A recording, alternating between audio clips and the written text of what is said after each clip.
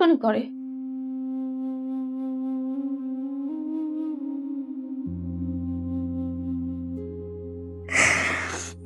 আপনি চিৎকার করার চেষ্টা করেন নাই, বাধা দেওয়ার চেষ্টা আমাকে করেন নাই? বলেছে তুই কি জীবন চাস নাকি চিৎকার করবি? যদি মরতে চাস তাহলে চিৎকার কর। আমি আর সাহস পাইনি, কারণ রুমের মধ্যে টোটালি আমি একা। আমাকে যদি মেরে ফেলে, আমি দিন শেষে এটা ভয় পেয়েছি আমাকে যদি মেরে ফেলে। ঠিক ওই দিন আবার আমাকে কল করে যে সুমাইয়া আমি আসছি। আমি বললাম না, আমি এটা আর সমর্থন করব না। মানে আমাকে বলে তুই তো জানোস না, আমি তো ভিডিও করে রেখেছি, যদি এখন তুই অস্বীকার করিস তাহলে আমি তোকে নেটে এটা ভাইরাল করে দেব। আমি সংসার করতে চেয়েছি, আমি এখনো সংসার করতে চাই ভাইয়া, এখনো চাই, স্টিল না আমি সংসার করতে চাই। তা আমি কোনো উপায় পাইনি। মানে এইগুলা কেন?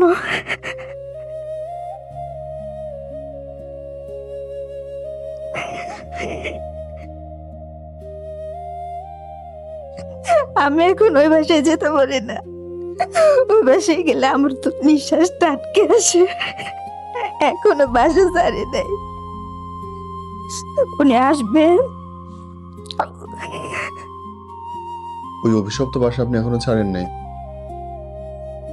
যেই বাসায় আপনার সঙ্গে জোর করে মিলিত হয়েছে, যে বাসায় আপনাকে আটকায় রাখছে, দিনের পর দিন অমানসিক অত্যাচার করছে, যে বাসা ছেড়ে চলে গেছে, আপনি সেই বাসায় এখনো পড়ে আছেন?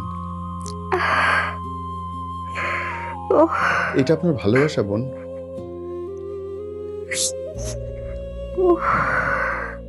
রাত্রে পিটাইতো, সকালবেলা অফিসে যেত, আবার সন্ধ্যার সময় এসে একটু যত্ন করতো, আবার আপনি সব ভুলে যেতেন। একবার এসেছে ঘুরতে, সেটা হচ্ছে যে রবীন্দ্র সরোবর, সবার সামনে আমাকে মারলো। সবাই তাকিয়ে তাকিয়ে দেখলো, কেউ কিচ্ছু করলো না। লাথানো আপনার জায়েজ হয়ে গেল? প্রকাশ্য রাস্তায় সবার সামনে আপনার থাপড়ানো জায়েজ হয়ে গেল?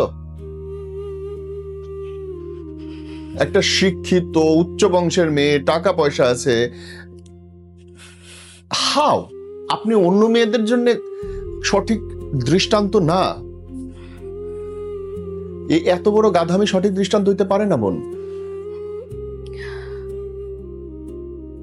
বিশ্বাস আর অন্ধবিশ্বাসে আকাশ পাতাল পার্থক্য থাকে।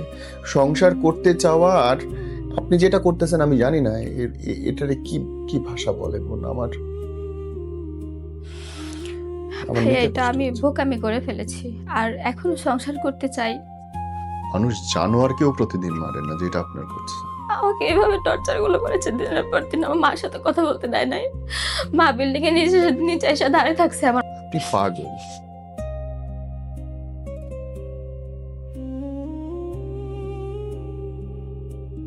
মানে আমাকে প্রচন্ড মারে আর কি, চোরাচুরি করে। আমি ওই রাতে কি করবো বুঝতে পারছিলাম না। 11টা পর্যন্ত উনি আমার বাসায় ছিলেন। আমার মা ফোন করে, আমি ফোন ধরতে পারি না। আমি কি করবো বুঝতে পারছিলাম না। ওই রাত এভাবেই কাটালাম। আপনার তো ভয় পাওয়ার কথা। মেরেছে, আবার যত্নটাও করেছে। আমি যে একা একা বের হয়ে যাব, দরজাটা লক করে যেত। দিনের বেলায়? দিনের বেলা। দিনের বেলা আপনার বন্দি রেখে যেত? বন্দি রেখে যেত, তালা মেরে যেত? তালা মেরে যেত। আমার কাছে কোনো ফোনও থাকতো না। মানে আমি যোগাযোগটা করবো কিভাবে, আমি যাবো কিভাবে? আমি মায়ের কথা শুনি নাই, এটা আমার সবচেয়ে বড় ভুল। হইয়া মায়ের কথা আমি শুনি নাই। আমি যদি তখন মায়ের কথা শুনতাম, আমি ওনার সাথে বিয়ের জন্য রাজি হতাম না। আপনি মায়ের কথা না শুনলেন, কিন্তু যে লোকটার সঙ্গে আপনি বিয়ে করবেন, থাকবেন বলে প্ল্যান করলেন, তার গ্রামের বাড়িতে আপনি একবার খোঁজ নিলেন না? সেগুলো আমি এখন চিন্তা করছি। আমি কয়েকদিন কন্টিনিউয়াসলি কান্না করতে করতে এখন চোখে সমস্যা হয়ে গেছে আমার। আপনার চোখ লাল টকটকে হয়ে গেছে।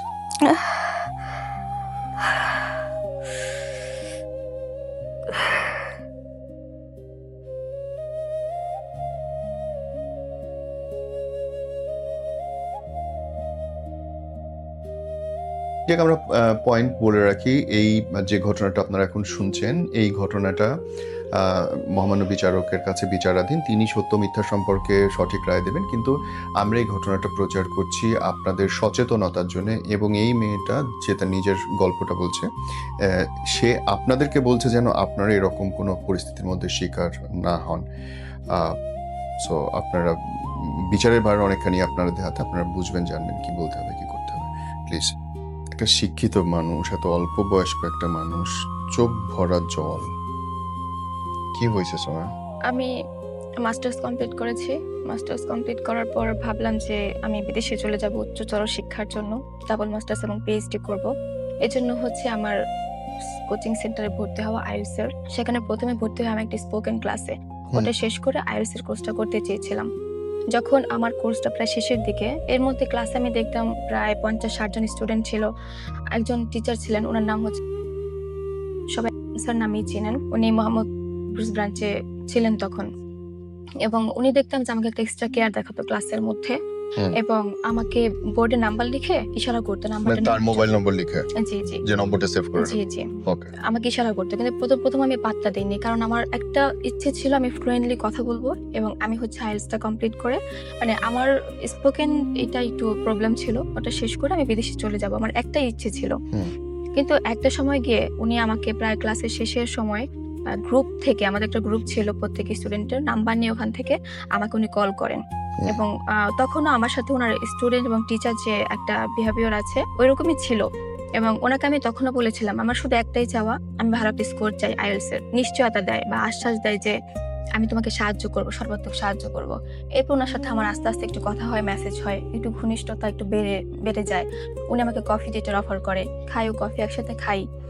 তখন তো আপনি সিঙ্গেল, আপনি তো বিবাহিত না? না। ওকে। তো ওই সময়টা হচ্ছে একটা পর্যায়ে গিয়ে উনি আমাকে জানায় আমাকে বিয়ে করবেন। আচ্ছা।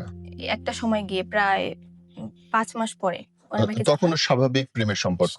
জি, মানে এমনি মিশছি, ঘুরছি, ক্লাস করছি, পড়াশোনা করছি। খুব গভীর তো তখনও না হয়নি? না, কোনো আচ্ছা। কিছুই হয়নি তখন। আমাকে উনি জানান যে আমাকে বিয়ে করবেন। জি। কিন্তু আমার মাঝখান থেকে যে একটা প্রেম ওরকম কিছু ছিল না। একটু ছিল ভালো লাগা। একজন টিচার হিসেবে যে একজন মানে ভালো তখন লাগা। আপনার তরফ থেকে ভালোবাসা সৃষ্টি হয় না, না? তখনও হয়নি। ওকে।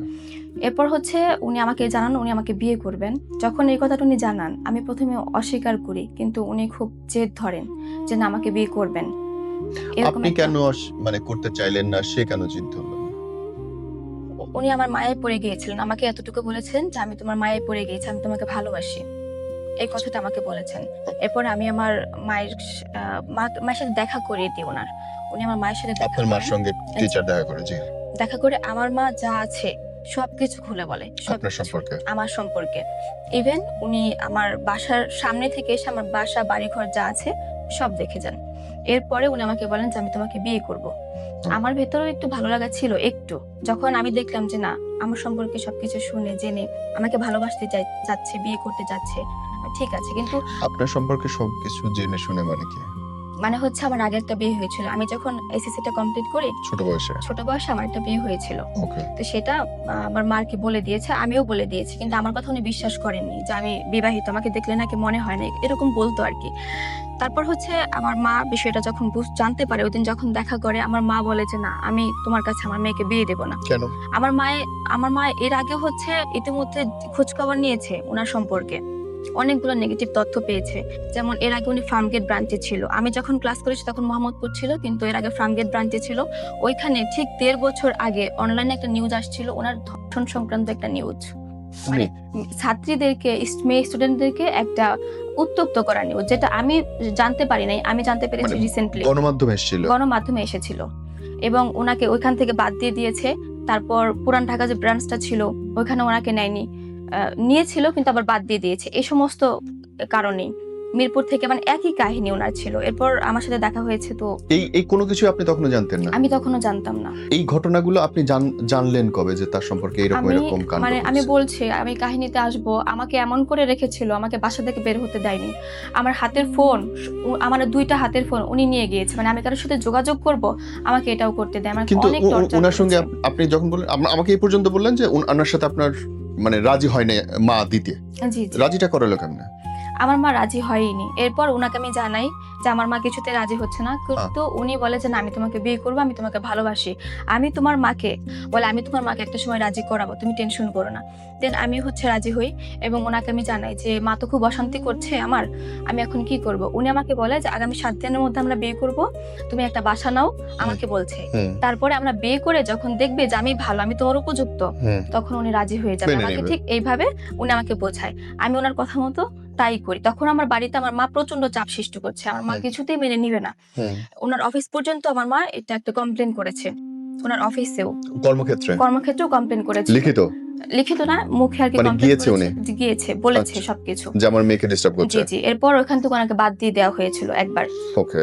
তারপর হচ্ছে উনি আমাকে এই কথাটা বলে, আমি খোঁজ খবর নিয়ে একটা আমার বাড়ি থেকে জাস্ট 10 মিনিট দূরত্বে, আমার নিজের বাড়ি থেকে 10 মিনিট দূরত্বে আমি একটা বাসা ভাড়া নিই। হুম। এবং ওইখানে হচ্ছে আমি বলেছি যে আমরা বিয়ে করব খুব শীঘ্রই, বিয়ের পরে আমি এখানে আমার হাজবেন্ড নিয়ে উঠবো। এখন আমি এখানে রাত থাকবো না, জাস্ট আমি 7 দিনের মতো গোছাবো।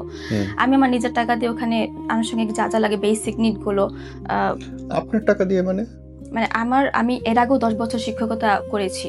আমাদের আপনি নিজে শিক্ষকতা আমি করেন। নিজে শিক্ষকতা করেছি 10 বছর। কিন্তু বাসাটা তো হাজবেন্ডের নেওয়ার কথা, নিবে তো সে, খরচটা করবে সে, আপনি কেন করছেন? উনি বলেছে তুমি করো আপাতত, এটা বলেছিল আমাকে। এজন্য আমি আমার টাকা দিয়ে হাঁড়ি পাতিল চুলা ফ্যান লাইট যা লাগে একটা মানুষ থাকার জন্য সবকিছু করতে থাকি। এবং একটা দিন বৃষ্টির দিন ছিল তখন, এটা বলছি আমি গত মার্চের মানে 2025 সালের মে মাসের 31 তারিখের ঘটনা বলছি। 25-এর? গত 25-এর লেপ্ত শোক আমার বাসায় দিয়ে যায়। আমার বাসাটা ছিল 6 তলায়, তখন প্রচন্ড বৃষ্টি ছিল এবং লেবাররা যে দিয়ে গিয়েছে ওনাদের পায়ে প্রচন্ড নোংরা ছিল। আমি ওগুলো মুছতেছিলাম এবং পরিষ্কার করছিলাম, ক্লিন করছিলাম আর কি। এর আগে মানে ওনার সাথে আমার কথা হয়, উনি বলছে উনি মানিকগঞ্জ যাবে, আমাকে বললো মানিকগঞ্জ যাচ্ছি। এর মধ্যে আমার কোনো কিছু নেই, আমি কাজ নিয়ে প্রচন্ড ব্যস্ত, আমি কাজ করছি। হঠাৎ করে আমার দরজায় নক, আমি ভেবেছি হয়তো বাড়িওয়ালা এসেছে। যে তখন আমি আবার ফোন করেছিলাম কিছুক্ষণ আগে যে আমার পানিটা একটু সমস্যা হচ্ছে, মানে একটা কলে আর কি। উনি বললো যে ঠিক আছে আমি দেখছি, লোক পাঠাচ্ছি। নক করে, আমি দরজাটা খুলে দেখি উনি। আমি অবাক হয়ে যাই। আমি জিজ্ঞেস করলাম আপনি এখন আপনি না বলেন মানিকগঞ্জ যাচ্ছেন? উনি কোনো কথা বলেন না, ঠকিয়ে আমার হাতে একটা ফোন ছিল, ফোনটা নিয়ে যায়, উপরের দরজাটা লক করে দেয়। তারপর মানে আমাকে প্রচন্ড মারে আর কি, চোরাচুরি করে, ধর্ষণ করে। আমি ওই রাতে কি করব বুঝতে পারছিলাম না। 7টার দিকে রুমে ঢুকে আমি 9টার মধ্যে আমার বাসায় ব্যাক করব, কারণ হচ্ছে আমার বাসাটা খুব কাছে, রিক্সা নিলে 5-6 মিনিট আমার বাসায় চলে যাওয়া যায়। 11টা পর্যন্ত উনি আমার বাসায় ছিলেন। আমার মা ফোন করে, আমি ফোন ধরতে পারি না, আমি কি করবো বুঝতে পারছিলাম না। ওই রাত এভাবেই কাটালাম। জোর করে, অথচ সে তো আপনার ভালোবাসা মানুষ, ওর সাথে 2 দিন পরে বিয়ে হবে। আমাকে বলেছে 7 দিন পরে বিয়ে করবে। একটা পবিত্র সম্পর্কের দিকে এগোচ্ছে, আপনাকে তাহলে জোর করবে কেন, অপবিত্র কেন করবে? জানি না, করেছে এটা। আপনি চিৎকার করার চেষ্টা করেন, এই বাধা দেওয়ার চেষ্টা আমাকে করেন? বলেছে তুই কি জীবন চাস নাকি চিৎকার করবি, যদি মরতে চাস তাহলে চিৎকার কর। আমি আর সাহস পাইনি, কারণ রুমের মধ্যে টোটালি আমি একা। আমাকে যদি মেরে ফেলে, আমি দিন শেষে এটা ভয় পেয়েছি, আমাকে যদি মেরে ফেলে। 11টায় উনি চলে যায় আমার রুম থেকে। চলে যাওয়ার পর আমি থাকি। সকালবেলা আমি কাউকে কিচ্ছু জানাই না, ফোনেও না, এমনি কোনো কিচ্ছু বলি না। চলে যাই কেরানীগঞ্জ মডেল থানায়। ওখানে কি সবকিছু আমি বলি ওনাদেরকে। সবকিছু বলার পর ওনারা একটা মামলা দায়ের করে। আমি মামলা সম্পর্কে এতটা অভিজ্ঞ না, আমি বুঝিও না, এখনো পর্যন্ত বুঝি না আমি কোনটা কি। যখন মামলাটা হয় আমি বাসায় চলে আসি, আমার মেডিকেল করে এই সরকারিভাবে, ওখানে আমি 2 দিন থাকি থানায়। তারপর আমার সাথে মহিলা পুলিশ থাকে এবং সব শেষ করে প্রসিডিউর যা ছিল ওনাদের শেষ করে আমি বাসায় চলে আসি। ঠিক ওই দিন আবার আমাকে কল করে যে সুমাইয়া আমি আসছি। আমি বললাম না, আমি এটা আর সমর্থন করব না, কিন্তু আমি যে মামলা করেছি এটা ওনাকে আমি জানাই না। এটা আমাকে পুলিশে বলতে নিষেধ করে দিয়েছে, আপনি বলবেন না মামলা করেছেন। উনি আমাকে বলে তুই তো জানোস না, ঠিক এইভাবে আমি ওনার কথা কপি করছি, তুই তো জানোস না আমি তো ভিডিও করে রেখেছি, যদি এখন তুই অস্বীকার করিস তাহলে আমি তোকে নেটে এটা ভাইরাল করে দিব। আমি আর কিছু বলি না, ফোনটা রেখে দিই। আমি পুলিশকে কল করি, যে উনি আমাকে বলেন আপনি চুপ করে থাকেন, আমাদের কাছে আমরা করব, আপনি টেনশন নিন না। কিন্তু আমি দেখলাম যে না, উনি আবার চলে আসবে আমার বাসায়। এরপর আমি ট্রিপল নাইনে কল করি। ট্রিপল নাইনে কল করার পর উনি আমার বাসায় আসছে, তার ঠিক 20 মিনিট পর পুলিশ আসছে। পুলিশ এসে ওনাকে ধরে নিয়ে গেছে আমার সামনে থেকে। আমারে তখন বলে সুমাইয়া আমি খুব অসহায়, তুমি তো জানো। উনি আমাকে আবার বলছে ওনার কথা, যে আমি খুব গরিব, আমার বাড়ি নাই, ঘর নেই, আমার বাবা নেই, বাবা অনেক ছোটবেলা মারা গেছে, আমি অনেক কষ্ট করে বড় হয়েছি, অনেক স্ট্রাগল করে পর্যন্ত আসছি, তুমি আমার ক্যারিয়ারটা নষ্ট করো না। উনি আমাকে এই কথাটা বলে। তখন আমার ভেতর থেকে প্রচন্ড জেদ কাজ করছে যে আমরা তো বিয়ে করব, তাহলে এইটা না করলেও তো হতো, আমরা তো খুব শীঘ্রই বিয়ে করতাম। আমার প্রচন্ড জেদ কাজ করছিল। আমি কিছু বলি না, ওনাকে পুলিশ নিয়ে যায়। সারা রাত আমাকে পুলিশকে কনভিন্স করে 4 থেকে 5 বার উনি আমাকে কল করেন।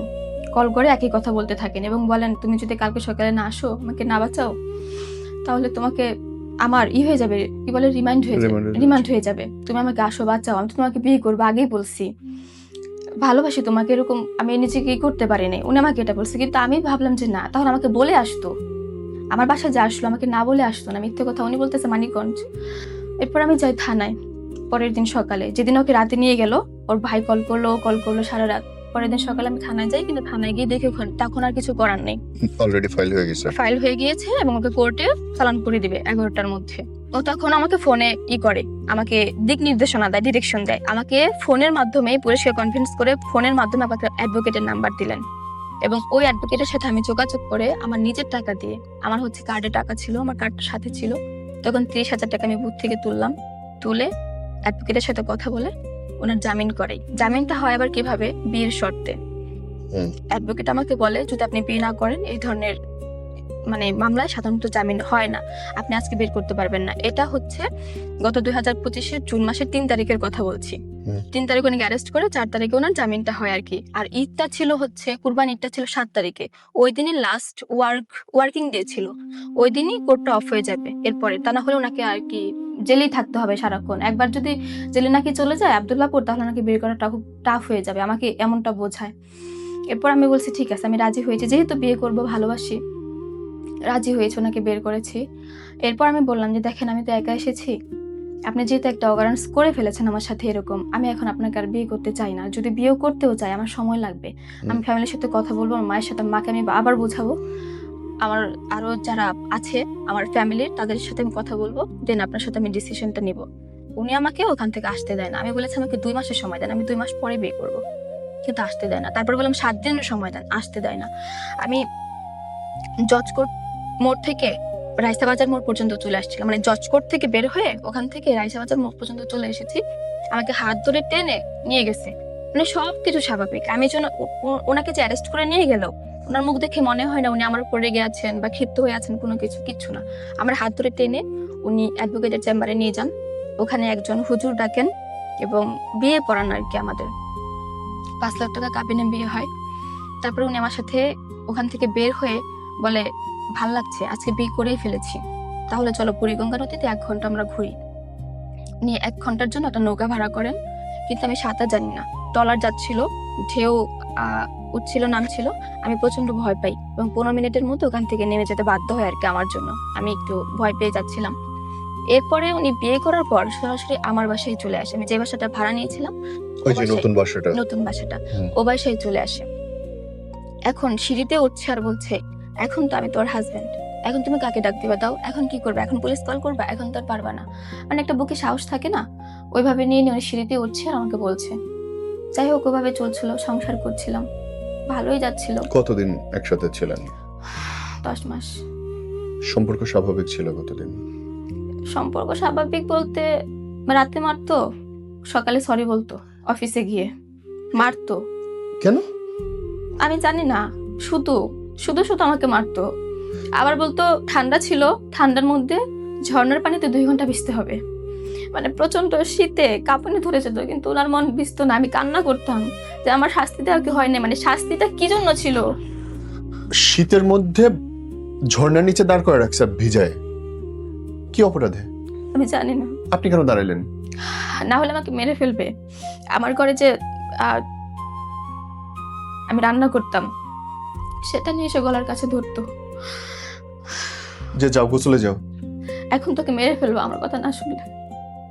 আমাকে এভাবে টর্চার গুলো করেছে দিনের পর দিন। আমার মার সাথে কথা বলতে দেয় নাই, মা বিল্ডিং এর নিচে এসে দাঁড়িয়ে থাকছে, আমার মা আমাকে খুঁজে পেয়ে গেছে, বিল্ডিং এর নিচে এসে দাঁড়িয়ে থাকছে। উনি অফিসে গেছে করে, ওনার ওই যে বললাম না চাকরিটা চলে গিয়েছিল। টিচার হিসেবে কি উনি ভালো? তার টিচার হিসেবে উনি ভালো, আমি বলছি আমার ওখানে থাকাকালীন উনি 2 বার আইএলটিএস এক্সাম দিয়েছে, 2 বার। উনি আমাকে বলেছে লন্ডন যাবে, টাকা আমার কাছ থেকেই চেয়েছে, আমি রাজি হয়েছিলাম, কিন্তু ওনার স্কোর আসেনি, মাত্র 5 এসেছে। কিন্তু উনি আইএলটিএস এর করান, ক্লাসও করান। উনি বলতে কি একটা বিষয় চ্যাটজিপিটি আছে, জেমিনি আছে, তারপর ওই যে এআই, ইউটিউব, এসব দেখে দেখে একটা বিষয় আত্মস্থ করে যান, ক্লাসে ওইটা পড়ান, এরকম আর কি। এই যে আপনাকে মারতেছে, এর এর তো একটা সূচনা থাকে, মানুষ কোনো একটা ভুল করলে, জিদ করলে কিছুতে হয়। How it start? আপনার গায়ে হাত তুলবে কেন? মানে শুরুর দিনটা কেমন, কেন গায়ে তুললো আমাকে বলেন। শুধু শুধু হইতে পারে না বোন এটা। একটা মানুষ তার বউকে বা যার সাথে আসে সে শুধু শুধু মারবে? উনি আমার সাথে থাকতেই চায় নাই কখনো। উনি আমাকে সাথে এমন টর্চার করতে চেয়েছে যাতে আমি একটা সময় ওনাকে মানে ওনার থেকে আমার মনটা উঠে যায়। উনি শুধু আমাকে এখানে মেরেছে তা না, একবার এসেছে ঘুরতে, সেটা হচ্ছে এই যে রবীন্দ্র সরোবর জি। ডিঙ্গিতে, জি। সবার সামনে আমাকে মারলো। সবাই তাকিয়ে তাকিয়ে দেখলো, কেউ কিচ্ছু করলো না। কিন্তু একটা মানে পাগলের মতন একজন মহিলা ছিলেন, মানসিক ভারসাম্যহীন একজন মহিলা, উনি আমাকে ধরেছে, মানে আমাকে পেটের মধ্যে সরাসরি লাথি সবার সামনে। আমি পড়ে গিয়েছি, উনি আমাকে ধরেছে যে মানুষগুলো কেমন, ধরছে না কেন। এরপর যখন ও দেখেছে যে এখন মানুষ সব একসাথে হয়ে যাবে, একটা কিছু হতে পারে বা পুলিশ কল করতে পারে, এরপর ও ফিরে এসেছে, আমাকে মেরে চলে যাচ্ছিল। ওর বাসাটা আবার হচ্ছে যে এখানে ধানমন্ডি শুক্রাবাদে ছিল তখন। এবং গায়ে হাত কি 1-2 দিন তুলছে নাকি? অনেকদিন অনেকদিন, মানে আমার আমার ছবি আছে, এগুলো অলরেডি এগুলো ফেসবুকে ভাইরাল হয়েছে, বিভিন্ন সংবাদ মাধ্যমে ভাইরাল হয়েছে। এগুলো আমার এদিকে একদম দাগ নীল হয়ে যাচ্ছিল, এরকম আমাকে অনেক মারতো। আরেকদিন উনি মানিকগঞ্জ নিয়ে গিয়েছে, ওনার মানিকগঞ্জ বাস স্ট্যান্ড পর্যন্ত নিয়ে গিয়েছে। মানে বাসায়? মানে ওনার বাসা আমাকে কখনোই নেয় নাই, বাস স্ট্যান্ড পর্যন্ত নিয়েছে। ওই বাস স্ট্যান্ডের ওখানে আমাকে শুধু শুধু মার। কথা কি, আমার মা ফোন করেছিল, আমি বলেছিলাম, বলতেছে কথা বলো, আমি বলছি না এখন কথা বলবো না, থাক পরে কথা বলবো, এই একটা কথাই বলেছি। এখন যেহেতু আপনার সাথে আছে, এখন আমি কথাটা বলবো না, এই একটা কথা বলার কারণে সবার সামনে আমাকে মেরেছে। মানে আমি মানুষগুলো দেখলাম যে কেউ এগিয়ে আসে না, রাস্তাঘাটে কেউ কাকে মারলে আপনি সহজে তো এগিয়ে প্রতিবাদ আসে না। করতেছেন না। আমি ভয় পাচ্ছিলাম। আবার এই যে এখানে যে মেট্রো শপিং মলটা আছে শুক্রাবাদে, ধানমন্ডি 32-এর পরে, এই মেট্রো শপিং মলের সামনে আমাকে এমন ভাবে মেরেছে। পরে একজন মহিলা প্রতিবাদ করেছে, আপনি মারছেন কেন? বলে আমার ওয়াইফ। বলে ওয়াইফ হয়েছে তো কি হয়েছে, আপনি কেন মারবেন? ওই দিন ওটা আমাকে অনেক হেল্প করেছে, অনেক সহযোগিতা করেছে। আরেকটা মেয়ে ছিল, একজন ভদ্র মহিলা ছিলেন, ওনারা আমাকে অনেক হেল্প করেছেন এবং বলেছেন আপনি কি কোনো করতে চান, মানে কোনো অ্যাকশন নিতে চান, তাহলে আমি আপনাদের হেল্প করব। কিন্তু ও তখন আমাকে ফোন করে, একটু দূরে গিয়েই, ও ছেলেদের মেয়েদের কাছ থেকে একটু দূরে গিয়েই আমাকে ফোন করে বলে সুমা আমি ভুল করছি, আমি আর মারবো না তোমাকে, আমি আর জীবনেও কখনো তোমাকে মারবো না, তুমি আসো। আমি ওর কথায় গলে যাই এবং ভাবি যেহেতু আমার বিয়ে হয়েছে, সংসার করব, আমি ওকে ভালোবাসি। বিয়ে হয়ে একবার গিয়েছে। 2বার একটা মানুষের ভুল হইতে পারে, 100 বার তো বোন ভুল হয় না। আমি সংসার করতে চেয়েছিলাম। কেমনে সারা রাত ধরে আপনারা পিটাইতেছে, সকালবেলা ফোন করে সরি বলতেছে আর আপনি বলে যাচ্ছেন? আপনার এটা স্বাভাবিক লাগতেছে ব্যাপারটা? আপনার মনে হইতেছে না যে আপনি বরং ওরে প্রশ্রয় দিচ্ছেন যে আমারে মারো? কারণ আপনি কোনো অ্যাকশনই নিচ্ছেন না, কোনো প্রতিবাদ করতেছেন না। আমি ভাবতেছিলাম একটা সময় যে ভালো হয়ে যাবে, মানে একটা সময় এরকম ভাবছিলাম আমি। মানে মাইর খাইতে খাইতে খাইতে খাইতে একসময় ওর আর মারার মারতো, আগ্রহ থাকবে। আবার একটু কথা বললে আমি মারতো, কিন্তু হ্যাঁ। আবার সরি বলতো, আবার এসে মানে করতো যে একটা যত্ন আছে না, ওইটা যাতে আমি ভুলে যাই, ওইটা কিরকম? করতো। যেরকম মাথায় হাত বুলিয়ে দিত, সরি বলতো, আবার বলতো যে আমাকে এবারের মতো মাফ করে দাও, মাথায় তেল দিয়ে দিত, মানে এরকম। ওটুকু আমি ভুলে যেতাম, মনে করতাম যে ঠিক আছে, হয়তো বা রাগে এরকম করেছে, কিন্তু আমি কারণ খুঁজে পেতাম না যে কেন আমার সাথে এরকম করতো। রাত্রে পিটাইতো, সকালবেলা অফিসে যেত, আবার সন্ধ্যার সময় এসে একটু যত্ন করতো, আবার আপনি সব ভুলে যেতেন, আবার রাত্রে মার খাওয়ার জন্য রেডি হয়ে যেতেন। শীতের মধ্যে গোসলে দাঁড় করে রাখছে আপনার কোনো অপরাধ ছাড়া, এবং আপনি এটা করতেছেন। কি ধরনের পারভার্সন এটা হইতে পারে বোন? আমি আবার একটু বিষের মধ্যে পড়ে গিয়েছিলাম, আমার মা তো মেনে নিচ্ছিল না, হ্যাঁ। বাসায় যেতে পারছিলাম না হ্যাঁ। ফেলে রেখে। হ্যাঁ। মানে সবকিছু মিলে বাসায় প্রচন্ড কান্না করতাম একা একা, ফেলে চলেও যেতে পারছিলাম না, চলে যাবো কিভাবে? যখন বের হতো তখন লক করে যেত, আমি যে একা একা বের হয়ে যাব, দরজাটা লক করে যেত। দিনের বেলায়? দিনের বেলা। দিনের বেলা আপনার বন্দি রেখে যেত? বন্দি রেখে যেত, তালা মেরে যেত? তালা মেরে যেত। আমার কাছে কোনো ফোনও থাকতো না, মানে আমি যোগাযোগটা করবো কিভাবে, আমি যাবো কিভাবে, আমি সেটাও পারতাম না। কয় তলায় ছিল বাসা আপনার? 6 তলা। তার উপরে আর কোনো ফ্ল্যাট ছিল না? না, আর কোনো ফ্ল্যাট ছিল না। তার নিচে ফ্ল্যাট ছিল? আপনি জানলা দিয়ে কখনো চিৎকার করছেন আমাদের দরজা খুলে দাও? অনেকবার করেছি, কিন্তু চিৎকারটা বাহিরে যায় না। যদি বাহিরে যেত তাহলে কেউ না কেউ এগিয়ে আসতো, অনেক সাউন্ড হয়েছে রাতে। বোন, এটা এটা এটা অস্বাভাবিক লাগলো না যে আমার উপর তলা থেকে কেউ চিৎকার করতেছে? তাহলে কি কেউ এগিয়ে আসতো না? কেউ আসে নাই। এটা কিন্তু বিশ্বাসযোগ্য একটা না। মারামারি হচ্ছে, আমি জোরে কান্না করছি, অনেক জোরে চিৎকার করছি, কান্নাও করছি, আমার যতটুকু ভয়েস ছিল, কেউ এগিয়ে আসে নাই। ও যখন নাই তখন আপনি দরজার ফাঁকা দিয়ে যদি চিৎকার করেন, দরজা আপনার খুলে দেবে না? এটা কেমন অস্বাভাবিক লাগতেছে না বোন? এটা আমি করিনি, মানে দিনের বেলা করিনি, যখন মারতো তখন কান্না করতাম, জোরে জোরে কান্না করতাম, ফুপিয়ে ফুপিয়ে তা না, জোরে জোরে কান্না করতাম। আর এমন জোরে দরজা ধাক্কা মারতো, মানে 2টা রুম ছিল, যে আমার মনে হয় দরজার ধাক্কাই তো বাইরে যাওয়ার কথা, কিন্তু কেউ কখন এসে জিজ্ঞেস করে মানে আপনি দিনের বেলায় কোনোদিন চেষ্টা করেন নাই বাইর না। হওয়ার? আমি দিনের বেলা কখনো চেষ্টা সে তালা মেরে যেত, আপনি ওতে খুশি ছিলেন যে ঠিক আছে রাইখা তো গেছে। না, আমি থাকতাম আর কি, ভেতরেই কান্না করতাম, থাকতাম তার ভেতরে মানে আপনি বের হওয়ার জন্য তো চেষ্টাই করেন? না, আমি চেষ্টা করিনি, এই চেষ্টাটা আমি করিনি কেন? কখনো। আমি জানি না এটা কেন আপনি করিনি, তো সেটা আমি বাচ্চা জানি না, না। আপনার 10 বছর বয়সে না, প্রথম বিয়ে আমি মেনে নিলাম, তখন আপনি ছোট ছিলেন। এখন তো আপনি বাচ্চা না বোন, আপনার নিজের বাচ্চা আছে। সংসার করতে চেয়েছিলাম যে, মাইর খাইয়ে এইভাবে অপমানিত হয়ে। শিক্ষিত মানুষ আপনি, একজন চরম শিক্ষিত মানুষ, মাস্টার্স অনার্স মাস্টার্স করা একটা মেয়ে। আজ একটা গ্রামের প্রতিবন্ধী অশিক্ষিত মেয়ে বলতো বোন আমার গায়ে লাগতো না, আমার তো লাগতেছে। অসুন্দর একটা মানুষ বলতো, তাও ধরে নিতাম যে কারণে আমারও কারণ ছিল। লেগেছে, কিন্তু আমি কোনো উপায় পাইনি। আমি সংসার করতে চেয়েছি, আমি এখনো সংসার করতে চাই ভাইয়া, এখনো চাই, স্টিল না আমি সংসার করতে চাই। আপনি পাগল, আপনি পাগল বোন। মানুষ জানোয়ারকেও প্রতিদিন মারে না, যেটা আপনার করছে।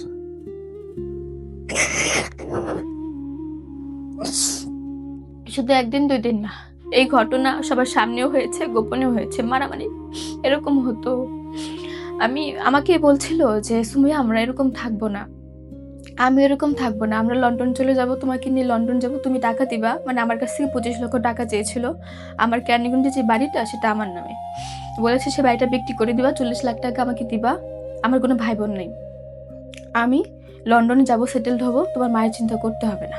মানে আমাকে দিন শেষে এগুলো বলেছে। আমি রাজিও হয়েছিলাম। আপনি বাড়ি বেচে দেওয়ার জন্য রাজি ছিলেন তার জন্য? ও যে লন্ডন নিয়ে যাবে আমাকে নিয়ে, আমারই তো হাজবেন্ড সেটেলড হবে। মানে যেদিন থেকে ওনাকে আমি কবুল করেছি, ওনার সাথে আমার সংসার হয়ে গিয়েছে, তখন থেকে আমার ভেতরে একটা মানে চিন্তা ভাবনা চলে এসেছে আমার সাথে সংসার করব। প্রথমে ওনাকে আমি বিয়ে করতে যাইনি, কিন্তু যখন মনে হলো আমি বিয়ে করে ফেলেছি, এবং আমি প্রথমে ওনাকে বলেছিলাম যে আপনি বিয়ে যে করেছেন আমাকে নিয়ে সংসার করবেন তো, সারা জীবন থাকবেন তো, আপনি শুরুটাই কেমন যেন শুরু করেছেন, শুরুটাই আপনার ভালো না, সুন্দর না। উনি বলতো আল্লাহর কসম, মায়ের কসম, বাবার কসম, আমি তোমাকে নিয়ে সংসার করব, এরকম ভাবে আমাকে বোঝাতো। মানে আমি থাকাকালীন অবস্থায় আমার সামনে আমি দেখিনি কখনো আর কথা বলতে, পরিবারে কারোর সাথে যোগাযোগ করে নাই। এরপর আমি একটা পর্যায়ে হচ্ছে একটু হলাম, মানে আপনার বাসায় এবার আমাকে নিতেই হবে, আমাদের বিয়ে অনেকদিন হয়ে যাচ্ছে। উনি আমাকে বলে আইএলটিএস এক্সামটা দিয়ে নি, স্কোরটা আসুক তারপরে আমি যাব। স্কোর আসলো না, মাত্র 5 আসলো। আরেকবার আইএলটিএস এক্সাম দিল, তাও স্কোর আসলো না, 5 আসলো। আমি বললাম আমি আর স্কোর মানি না, এবার আপনার বাসা আমাকে নিতে হবে। আপনার বাসা তো মানিকগঞ্জ, আমাদের ক্যানিগঞ্জ থেকে খুব বেশি দূরে না, আমাকে নিয়ে যান এবার আপনি। আমার অনেক টাকা ছিল, 15 লক্ষ টাকা। আমার বাবা এই সংসারে কি সেই কোনো ইনভেস্ট করতেছে? কোনো ইনভেস্ট করে নাই, চাল ডাল, বাসা ভাড়া, বিদ্যুৎ বিল সবকিছু আমি করছি। আপনি তার মানে টাকা পয়সায় বাসা ভাড়া দিয়ে একটা ছেলেরে রাখছেন, ব্যাপারটা তাই দাঁড়াইছে? যে এরকমই, ঘর জামাই রাখছেন? এইরকমই। বাহ। আমার বাবা বিদেশে থাকেন, উনি 15 লক্ষ টাকা আমাকে দিয়েছিলেন। আমার ব্যাংক স্টেটমেন্ট আছে, জমানো উঠানো সবকিছু আমার ডকুমেন্টস আছে, এবং ওই টাকাগুলো উঠিয়ে উঠিয়ে ওনাকে আমি দেই। যদি একটা সিনেমাও দেখতে হয় আমাকে নিয়ে বসুন্ধরাতে, সেই টাকাটা আমার কাছ থেকে নিয়ে নেয়। এইভাবে উনি নিচ্ছে। মানে চলে কেন গেল, কোন প্রেক্ষাপটে? বলছি, বলেছিলাম শুরুতে যে একটা মামলা করেছিলাম, মামলা, সেই মামলাটা শেষ হচ্ছিল না, মানে জামিন হয়েছিল, ওনাকে যায় হাজিরা দেয়, জামিন হয়। এখন উনি আমার কাছ থেকে টাকা আনে 2 লাখ করে, পিপিকে দিতে হবে, আবার টাকা আনে 50,000, ডেট আগাতে হবে। মানে 3 মাস পর পর একটা ডেট দিচ্ছিল। উনি আমাকে বলে আমরা তো লন্ডন চলে যাব, আমি আবার আইএলটিএস দিব, তুমি চিন্তা করো না, আমার 6.5 আসবে, তুমি টাকা দিবা, তোমাকে নিয়ে চলে যাব। তো এই যে মামলাটা যদি থাকে আমরা যেতে পারবো না। আমি বলি তোমার টাকাই তো শেষ হচ্ছে, তোমার টাকা মানে আমার টাকা, এখন তোমার টাকা যে শেষ হচ্ছে, তুমি কি চাও যে এভাবে আরো টাকা যাক, আমরা তাড়াতাড়ি শেষ করে ফেলি, মামলাটা তুমি উইথড্র করো। এরপর আমি ধাপে ধাপে 3-4 বার জাজের সামনে দাঁড়িয়ে জবানবন্দি দেই, এবং আমি বলি যে আমার হাজবেন্ড এবং আমি দুজন স্টুডেন্ট বিষয়ে চলে যাব, ইউকে যাব। আমার হাজবেন্ডকে খালাস করে দেন, মামলাটা থেকে মওকুফ করে দেন। মানে বিচারককে আপনি বলেন সেটা? বিচারককে আমি বলি, বিচারক আমার কথার উপর ভিত্তি করে সেই মামলাটা একবারে খালাস দিয়ে দেয়। খালাস দেয় হচ্ছে 10 মাস পরে। আচ্ছা, মার্চ মাসের 30 তারিখ 2026 সালের। এই 10 মাস আমাকে মেরেছে, ধরেছে, আমার টাকা নিয়েছে, ভালো ব্যবহারও করেছে, ঘুরেছেও, মানে সবকিছু মিলিয়ে আর কি, সংসার যেমন যায়, হুম। ভালো মন্দ সবকিছু। না, সংসার এরকম যায় না বোন। সংসারে হাজবেন্ড কাজ করে, সংসারে হাজবেন্ডে টাকা দেয়, সংসারে হাজবেন্ডরা বউয়ের গায়ে হাত তোলে না, এভাবে যায় না। দায়িত্ব হাজবেন্ড না, এখানে দায়িত্ব আপনি ওয়াইফ নিছেন। জি। এইভাবে সংসার যায় না, এটা সংসার না। এরপর মামলাটা শেষ হয় 30 তারিখ। 31 তারিখ থেকে আগে তার যেরকম আচরণটা ছিল, পুরোপুরি আচরণটা চেঞ্জ। যেদিন মামলা শেষ হয় যেদিন মামলা শেষ হয় তার পরের দিন থেকে 30 তারিখ মামলা শেষ হয়, 31 তারিখ থেকে আমি আর তাকে চিনতে পারছি না। কেমন? পুরোপুরি চেঞ্জ। আমার দিকে তাকায় না।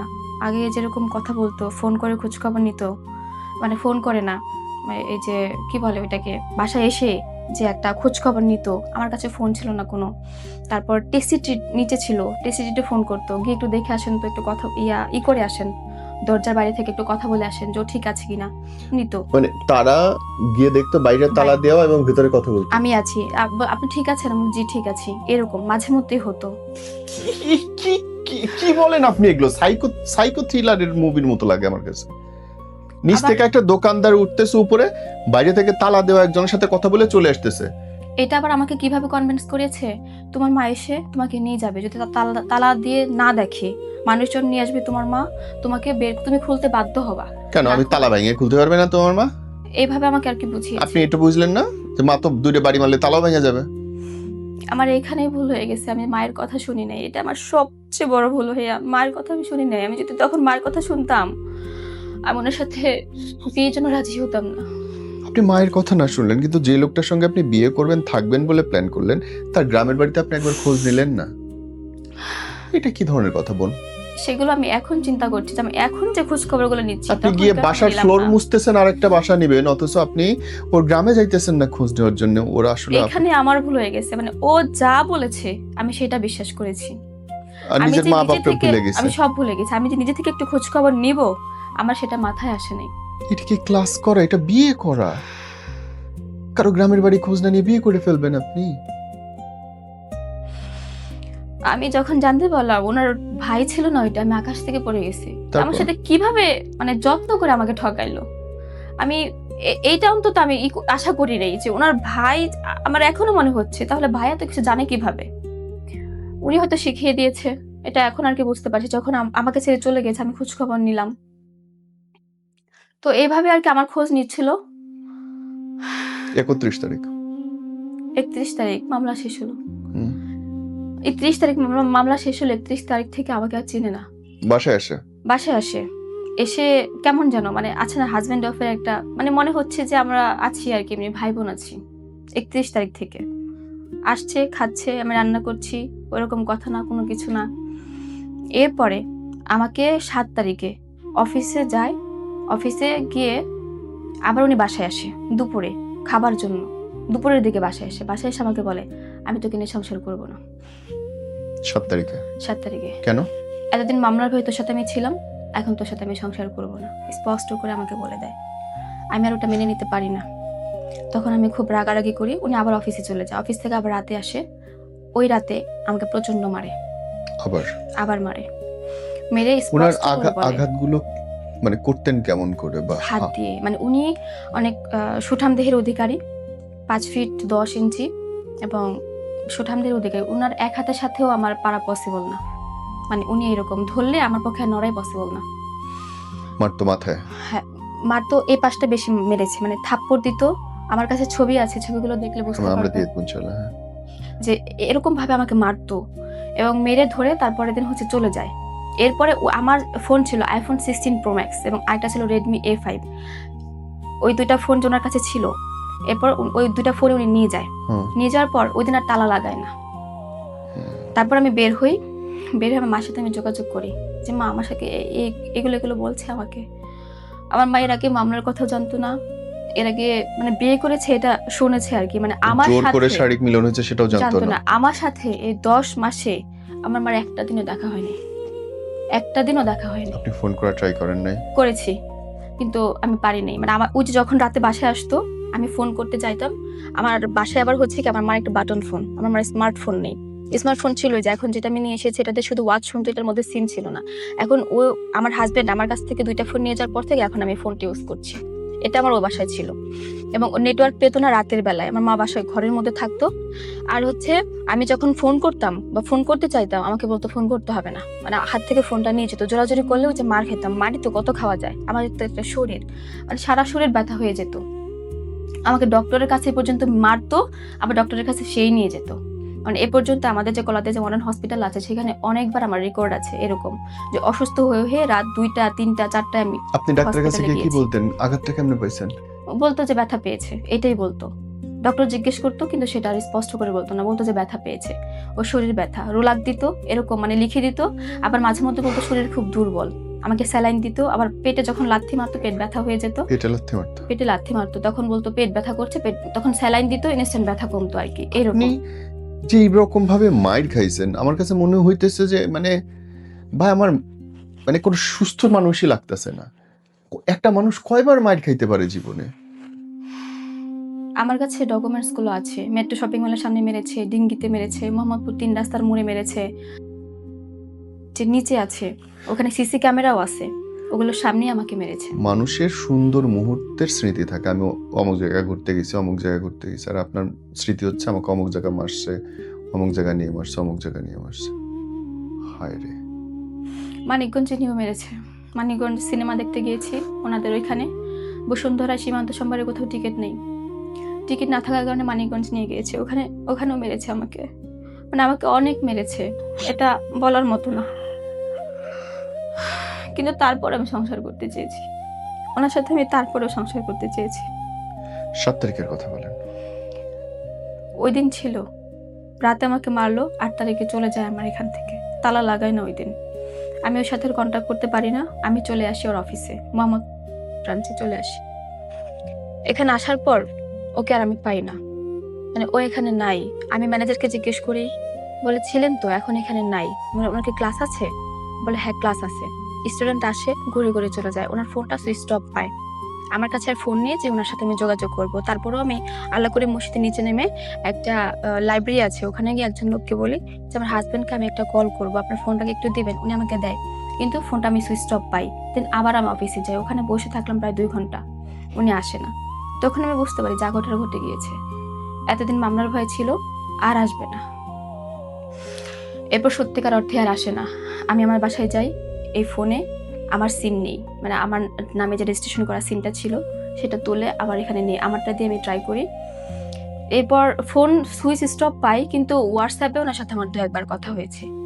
আমাকে একবার বলে তোকে নিয়ে সংসার করব, কিন্তু আমার মানিকগঞ্জে থাকতে হবে। ওনার এলাকাটা হচ্ছে নিতান্ত একটা চর, মানে যমুনা নদীর ওই পারে, কোনো রিক্সা নাই, কোনো গাড়ি নাই, কোনো হসপিটাল নাই, কোনো কিছু নেই। বলে ওইখানে যাবি, ওখানে ধান সিদ্ধ করবি আমার মায়ের সাথে, ওখানে এভাবে থাকবে। আমি বলছি ঠিক আছে। বলে আমি থাকবো সিলেট, আমি সপ্তাহে 1 দিন যাবো, আমি নাও যেতে পারি, আমাকে এরকম ভাবে বললো।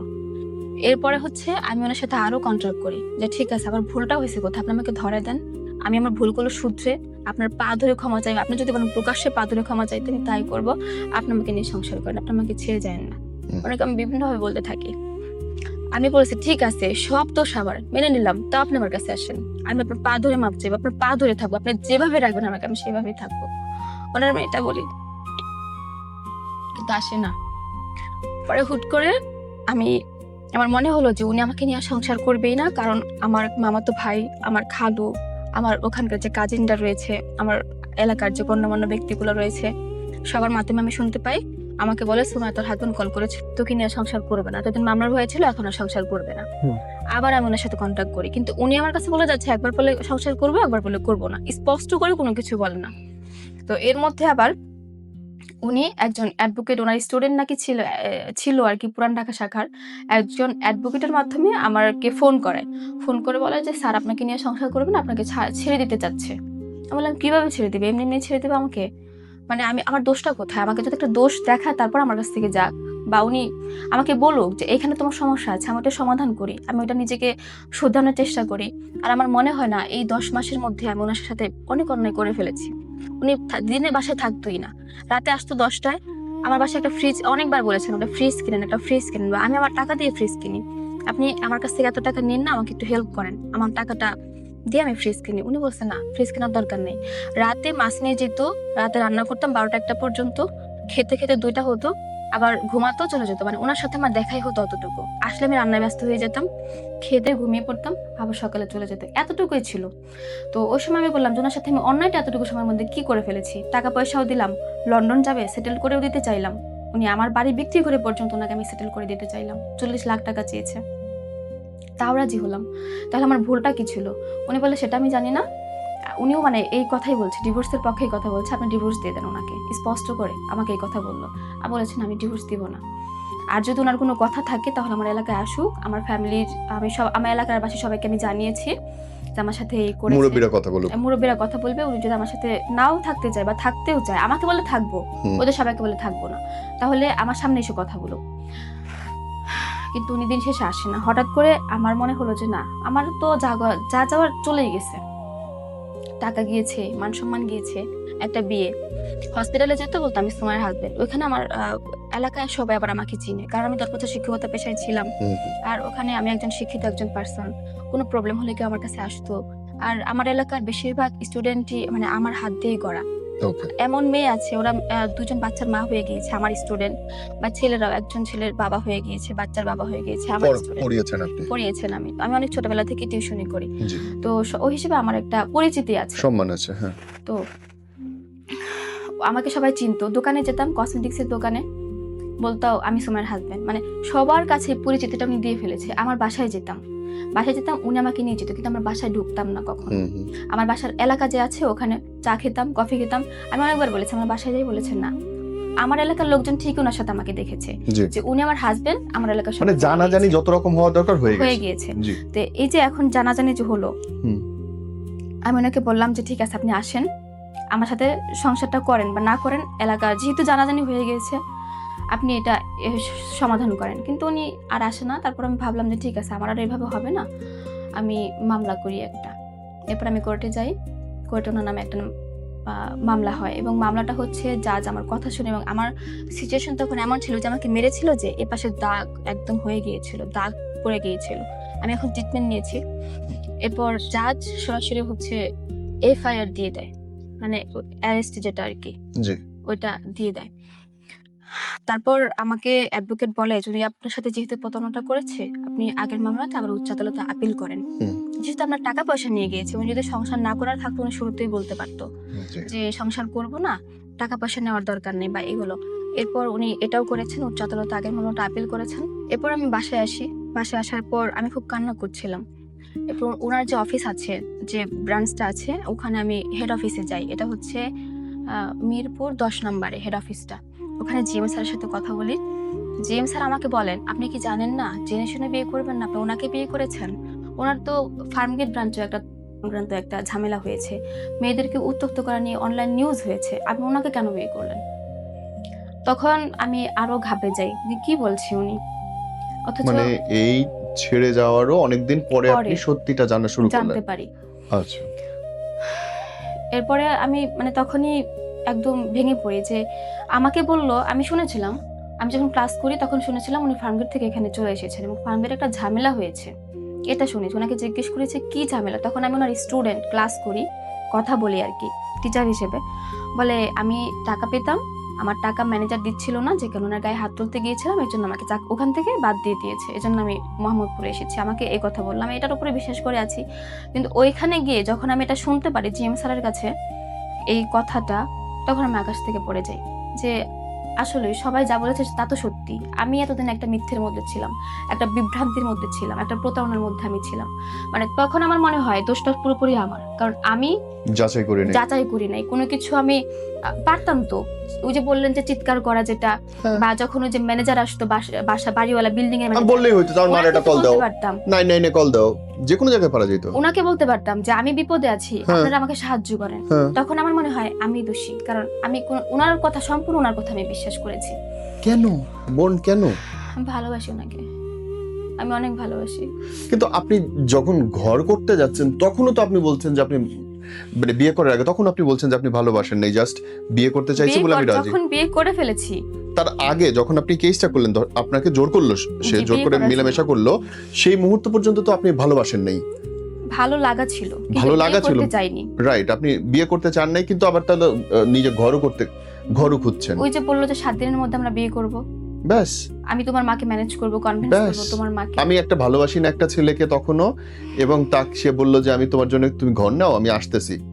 আপনি রাজি হয়ে ঘর নিয়ে ঘর মোছা শুরু করলেন। কোন জিনিসটা এত সোজা লাগতেছে না কিন্তু। কিন্তু এটাই হয়েছে। কোন সুস্থ স্বাভাবিক মানুষের কথা এটা মনে হয়? আফটার দ্যাট তারপর ওখান থেকে যখন আমি চলে আসি, জি জিএম স্যারের ওখান থেকে শুনে একজন সাংবাদিকের সাথে আমার দেখা হয়, এবং তখন আমি প্রচন্ড কান্না করছিলাম, আমার মাও ছিল সাথে। জি বলে উনি কান্না করছে কেন? আমার মা একটু বললো যে এরকম এরকম হয়েছে। পরে উনি অনেককে কল করে, প্রায় 10-15 জন। পরে দেখলাম আমার সামনে যে অনেক লোক, মানে সাংবাদিক, ওনারা বলে আপনি এটা বলেন কি জি। হয়েছে, জিজ্ঞেস করে। দেন আমি বলি, এই নিউজটা ভাইরাল হয়ে যায় মোটামুটি, মানে অনেক বেশি জি। পরিমাণে ভাইরাল হয়। তারপর আমাকে ফোন করে যে তুই জি। নিউজ করেছিস, আচ্ছা ঠিক আছে, আমি তোরে নিয়ে, আমার হাজবেন্ড আমাকে কল করে, আমি তোরে নিয়ে সংসার করবো, তো 2 ঘন্টা সময় বেঁধে দিলাম, 2 ঘন্টার মধ্যে চ্যানেলগুলো স্টপ করা। হ্যাঁ, তখন আমি বলেছি ঠিক আছে, আমি সব করব, চ্যানেল স্টপ আসো। করাবো, আপনি আসেন, আমাকে নিয়ে যে সংসার করবেন, কিভাবে করবেন, আপনি আমার ফ্যামিলির সাথে, মুরব্বীদের সাথে কথা বলে আমাকে নিয়ে যান বা আমার সাথে সংসার করেন, আসেন। কিন্তু দিন শেষে সে আর আসেনি। তারপর থেকে তারপর অনেক মেয়েদের সাথে আমি যোগাযোগ করি, কাদের সাথে? আমাদের সাথে যে সময় ক্লাস করেছিল হ্যাঁ, অনেকের সাথে যোগাযোগ করি। আমি নাম বলতে চাই না, ওনাদের নাম মেনশন করতে চাই না, কারণ অনেকে স্বামীর ঘরে আছে, অনেকে আনম্যারিড। ওরা আমাকে বলে যে তুমি এমন একটা লোকের পাল্লায় পড়েছো যে এই স্যার আমার কাছ থেকে 500, 1000, 2000 করে টাকা নিয়ে খেয়েছে। আরেকটা মহিলা, ভদ্র মহিলা আছে, ওনার নাকি 2টা বাচ্চা, 45 বছরের ওপরে। মহিলা ডিভোর্স নাকি হাজবেন্ড আছে আমি জানি না, তবে যতটুকু জানি ডিভোর্সড। ওনার সাথে সবকিছু মানে ফিজিক্যাল রিলেশন থেকে শুরু করে A to Z ভদ্রমহিলার সাথে আছে। আপনার সাথে থাকা অবস্থায়? আমি পরে জানতে পারি, পরে এটা এই যে কিছুদিনের মধ্যে আমি জানতে পারি না। আমার কথা হচ্ছে আমাকে কেন ঠকালো, আমার সাথে প্রতারণা না করলেও পারতো, ভাই সাজিয়ে সংসার করব, আল্লাহর কসম, বাবার কসম, মায়ের কসম, মানে এইগুলা কেন?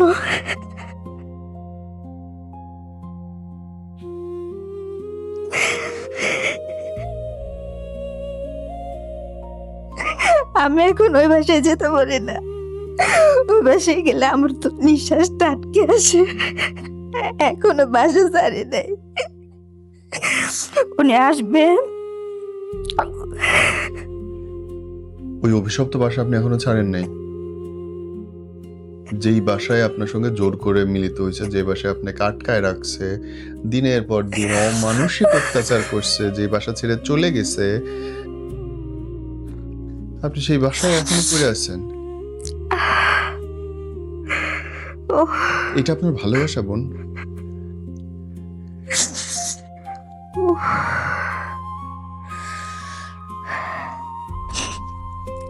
আমি কয়দিন কন্টিনিউয়াসলি কান্না করতে করতে এখন চোখে সমস্যা হয়ে গেছে আমার। আপনার চোখ লাল টকটকে হয়ে আছে।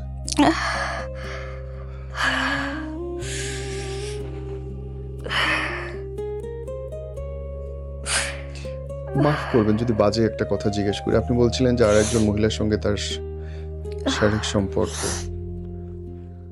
বিবাহিত জীবনে কি আপনার সঙ্গে তার স্বাভাবিক সম্পর্ক ছিল? জি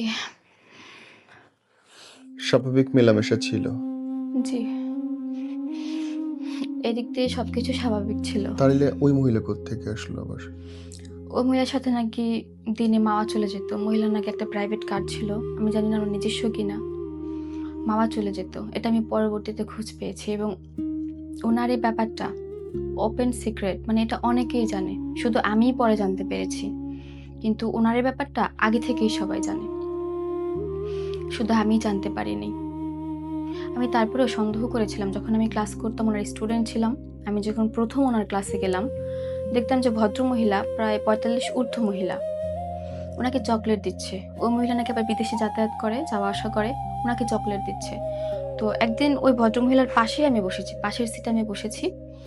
এরপর দেখলাম যে উনি চকলেটগুলো নিল ওনার কাছ থেকে, নিয়ে আবার আমাকে চকলেটগুলো দিয়ে দিল, ওনার সামনেই দিয়ে দিল। তখন আর কি ওনার সাথে আমার কথাবার্তা কিছু হয় না টিচার হিসেবে। তবে একটা হয় না যে ক্লাসে পছন্দ করলে বোঝা যায়, জি, ও যাই। মানে ঐরকম একটা ছিল ব্যাপার। উনি উনার সামনে আমাকে চকলেটগুলো দিয়ে দিয়েছিল।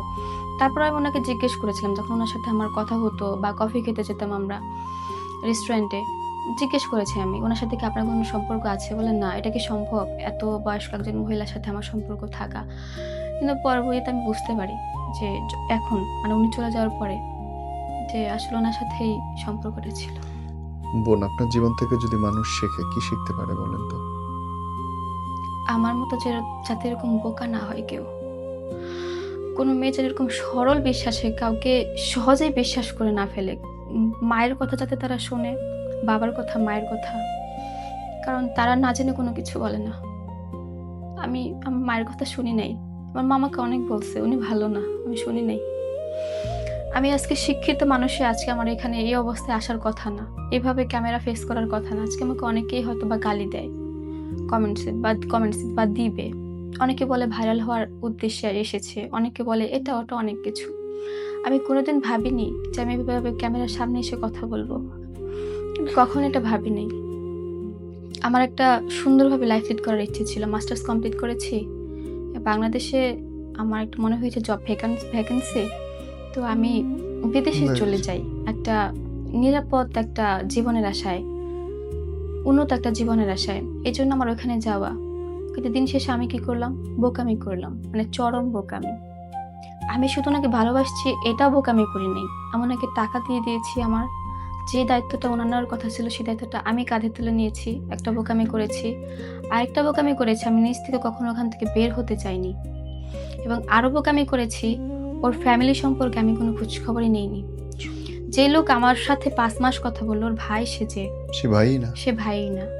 হয় রে। মানে এই সময় এসে আমি একজন শিক্ষিত একজন নারী হয়ে এবং ঢাকা শহরেই আমার বসবাস। কেরানীগঞ্জ কেমনে? ঢাকার বাহিরে না। আধুনিক জায়গা। সেখান থেকে আমি ভুলটা করেছি। আমি বোকামিটা করেছি। বোন, আমাকে একটা প্রশ্ন উত্তর দেন। আপনি মামলা বিচারাধীন মহামান্য বিচারক তিনি রায় দিবেন এটার কি আসল ঘটনা। কিন্তু আমার প্রশ্ন, এত অত্যাচার, এত মারপিট, এত আটকায় রাখা, এত বাজে আচরণ, তারপরেও আপনি কেন এখনো বলছেন আপনি তার সাথে সংসার করতে চান? কি এমন মধু, কি এমন ম্যাজিক আমাকে বোঝান এই ছেলের মধ্যে? ভাইয়া শুরুতেই বলেছি আমার ছোটবেলায় একটা বিয়ে হয়েছিল। তো আরেকটা বিয়ে হয়ে গিয়েছে। তো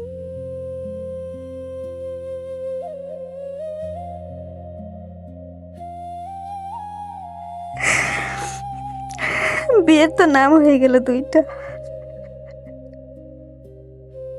আর তাতে মায়ের আপনার জায়েজ হয়ে গেল, লাথানো আপনার জায়েজ হয়ে গেল, প্রকাশ্য রাস্তায় সবার সামনে আপনার থাপড়ানো জায়েজ হয়ে গেল। একটা শিক্ষিত উচ্চ বংশের মেয়ে, টাকা পয়সা আছে, হাও আপনি অন্য মেয়েদের জন্য সঠিক দৃষ্টান্ত না? এই এত বড় গাধামি সঠিক দৃষ্টান্ত হইতে পারে না বোন। বিশ্বাস আর অন্ধবিশ্বাসে আকাশ পাতাল পার্থক্য থাকে। সংসার করতে চাওয়া আর আপনি যেটা করতেছেন আমি জানি না এটারে কি কি ভাষা বলে বোন। আমার ভাইয়া নিতে এটা কষ্ট আমি হচ্ছে। বোকামি করে ফেলেছি। আর এখনো সংসার করতে চাই। আমি গতকালকে ওই বাসায় গিয়েছিলাম। ওর শার্টগুলো দেখলে আমার নিঃশ্বাসটা বন্ধ হয়ে যায়। মানে বিছানাটা দেখলে আমার নিঃশ্বাসটা বন্ধ হয়ে যায়। ওর জিনিসপত্রগুলো দেখলে আমার নিঃশ্বাসটা বন্ধ হয়ে যায়। আমার কাছে মনে হয় কি দুনিয়ার সমস্ত কিছুর বিনিময়ে যদি আমি ওকে পেতাম। মানে আমার কাছে এরকম মনে হয়। ভয়ে না, অবসেশনে আপনার নিঃশ্বাস বন্ধ হয়ে যায় তার জামা দেখলে, বিছানা দেখলে। আপনার তো ভয় পাওয়ার কথা। মেরেছে আবার যত্নটাও করেছে। ওই যে বললাম যত্নর কথা তো পরে, যে একবার গায়ে হাত তুলতে পারে সে একটা মানুষকে ভালো কোনোদিন বাসে না। ভালোবাসলে গায়ে হাত তোলা যায় না রে ভাই। আপনার নিজের মেয়ে আসছে না, নিজের বাচ্চা আছে, তো আপনার বাচ্চার এই পরিস্থিতি আপনি মেনে নিতে পারবেন? আপনি কেন মানতেছেন? লাস্ট সময়ে একটু একটু ভয় পেয়েছি যখন মামলাটা শেষ হয়ে গেল। একদিন ঘুম হয়তো থেকে চলে যাবে এই ভয় পেয়েছে। না, একদিন ঘুম থেকে উঠে থেকে আমার দিকে এভাবে তাকিয়ে আছে বসে বসে। আমি তৎক্ষণাৎ ঘুম থেকে উঠে গেছি। আপনি কি আমাকে মেরে ফেলবেন? ঠিক এভাবে বলল। আপনি কি আমাকে মেরে ফেলতে চান? মানে হি ওয়াজ এভাবে প্ল্যানিং। তাকিয়ে আছেন কেন আমার দিকে? মানে একটা রাগান্বিত চোখ নিয়ে যে তাকিয়ে থাকে। বলে কই তাকিয়ে আছেন? তো এমনি তাকিয়ে আছি তোমার দিকে। আমাকে এরকম বলল। যখন মামলাটা শেষ হয়ে গিয়েছে আমি একটু ওয়াশরুমে যেতেও ভয় পেতাম। যে কোনো অকারেন্স না ঘটিয়ে বসে। মানে একটু একটু ভয় পাচ্ছিলাম। কিন্তু আমার কথা হচ্ছে আমি তো ওনাকে ভালোবেসে ফেলেছি। আমি তো উনার মধ্যে জড়িয়ে গিয়েছি যে ১০ টা মাস আমার সাথে থাকলো। আমার সাথে সংসার করলো। বিয়ের আগে ৬ টা মাস কথা মানে দেখা থেকে শুরু করে টোটাল কথা টোটাল ৬ মাস তার প্রেম ছিল না? প্রেম ছিল ৩ মাস। এই যে এতগুলো সময় উনি কেন আমার নষ্ট করলো? আমার কেন টাকা পয়সাগুলো শেষ করলো? উনি তো জানে যে আপনাকে কেন নষ্ট করলো? উনি জানতো যে আমি অনেক কষ্ট করে টাকাগুলো জমিয়েছি। আমার বাবা দিয়েছিল। আমি চাকরি করেছিলাম। আমার অনেক কষ্টের টাকা। আমাকে এভাবেও বুঝিয়েছে। আমি বলেছি যদি আপনি আমাকে নিয়ে সংসার না করেন, তাহলে তুমি এক কাজ করবা। যাদের সামনে গিয়ে বলবা যে উনাকে বলেন আমার সাথে সংসার করবে এরকম একটা মানে প্রতিশ্রুতি দিতে বলেন। আমি জাজের সামনে দাঁড়িয়ে বলবো যে আমি তোমাকে নিয়ে সংসার করব। কোনভাবে আপনারা পেপারস করবেন ওইভাবেই করেন। ওকে আমি নিয়ে কখনো ছাড়বো না। মানে ও আমাকে এভাবে বুঝিয়েছে আমি কি জানি যে ভেতরে, ভেতরে এত শয়তানি। আমি আমি যদি জানতাম না টাকা লস করতাম, না উনার সাথেই আমি থাকতাম। তো বোন, যখন আপনি তার নামে কেস করলেন, জোরপূর্বক মিলিত হওয়ার কেস করলেন, তখন আপনার মনে হয় না যে এরপরে যদি আমি বিয়ে করি, এ বিয়ে সে আসলে রাখবে না, বা এই বিয়েটাই সে করতেছে আমাকে কেস থেকে মুক্ত হওয়ার জন্য? তখন আমার মাথায় এটা আসেনি। কিন্তু এটাই তো স্বাভাবিক। আমি তার সাথে নিশ্চয়ই সংসার করবো না যে আমার নামে কেস করে, কোনোদিন না।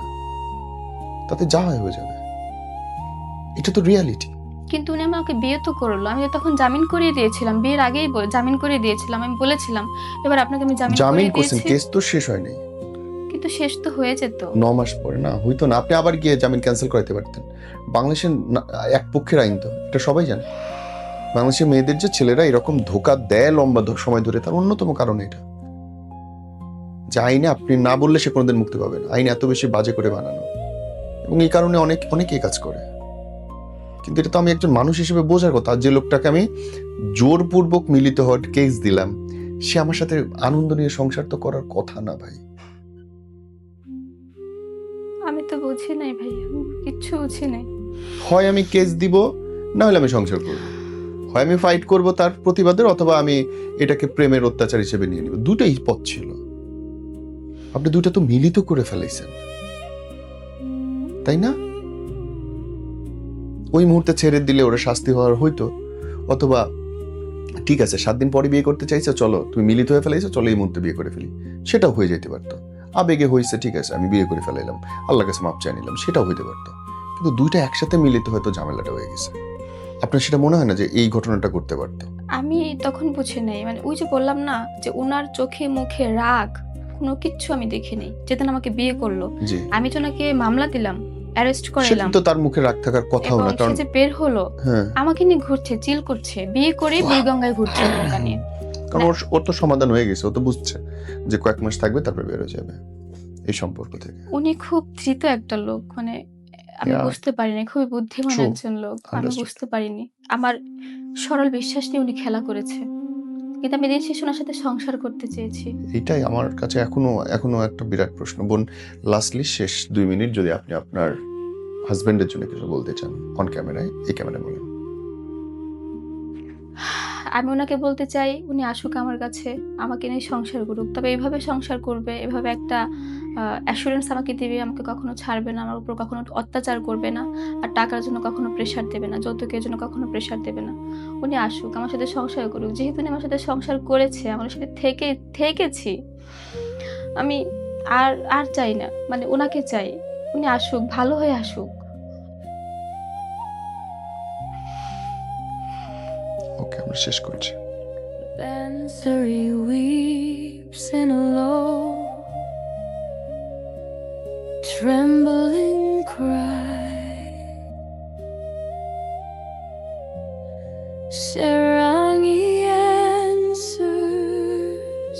the sorrowful sigh.